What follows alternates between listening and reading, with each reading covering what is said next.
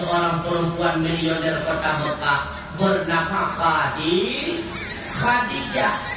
Berbetulan bahwa tenyanyi Khadijah kada cukup le barang dagangan hancur ulah Mekah.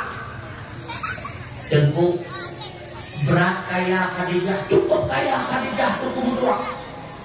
Dongnya kaya Khadijah tengku. Menurut sejarah 1/4 harta kota Mekah milik Khadijah tuku dua, cukup kaya Khadijah. Makanya kaya Khadijah kan hijau tengku biru dongtur kaya. Cukup kaya Khadijah. Tak bahwa yang karena punya kepada tambahan pekerja. Li Khadijah berbuat pengumuman, bertulis bak kulit binatang, bak kulit kaya, gedipek, bak hutan, bak kaya dan sebagainya. So di antara pemuda yang ingin melamar kerja, datangilah ke rumahku. Rupanya kecil siun pengumuman tersebut diambil balik ke buah rumah. Gedanya Mbak Rasulullah Muhammad Nadon Paman Khadijah pernah kepada tambahan pekerjaan. Kita tim kerja dikata Rasulullah cukup umum Paman di ulen tuan ikhtiar, mudah-mudahan ulen tuan mampu Paman. Lalu ketika selebaran pengumuman dari Rasulullah berangkat bak rumah Khadijah. Waktu truk Nabi bak rumah Khadijah cukup ramai ke anak muda dan antrian yang lamar kerja. Nabi gedang bak siapa nikah. Tengah gedang-gedang Nabi, rupanya Nasanah Sidra pembantu daripada Khadijah bernama Zaid bin Harisah. Zaid bin Harisah kagituri Nabi. Gebedak timbak watenya dia sangka Khadijah. Ilwana Muhammad Khadijah. Muhammad tu. Anak Muhammad anu Abdullah. Yang tu. Cucu Abdul Muttalib. Oh tidak. Nah, ada sebuah pemuda yang terkenal dengan Al-Amin di kota Mekah. Oh, Muhammadnya. Punya Muhammadnya dari tamang dan juga nang anak payah ni antri. Yang kadang punya naun dan nami. Punya naun dan nami. Kau dapat rumah ke antri, kau dapat mana berarti dia merupakan BLT. Nyawa naun dan nami.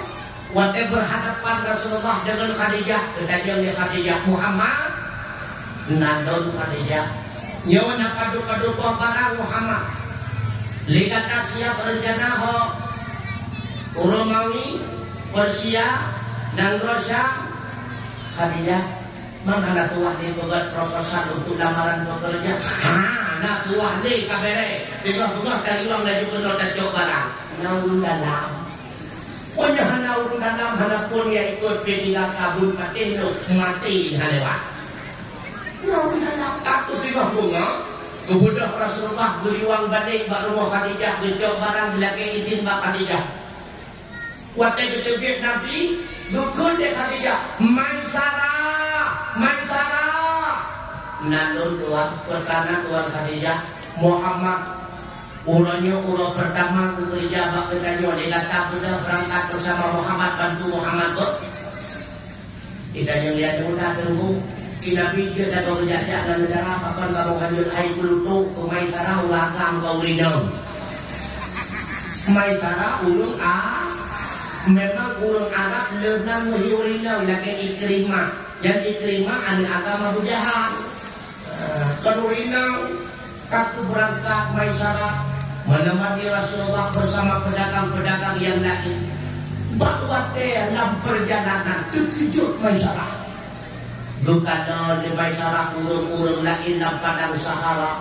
Orang atur dengan itu di mata orang minum cukup sungguh padang Sahara. Rasulullah yang tidak ibu payung liawat.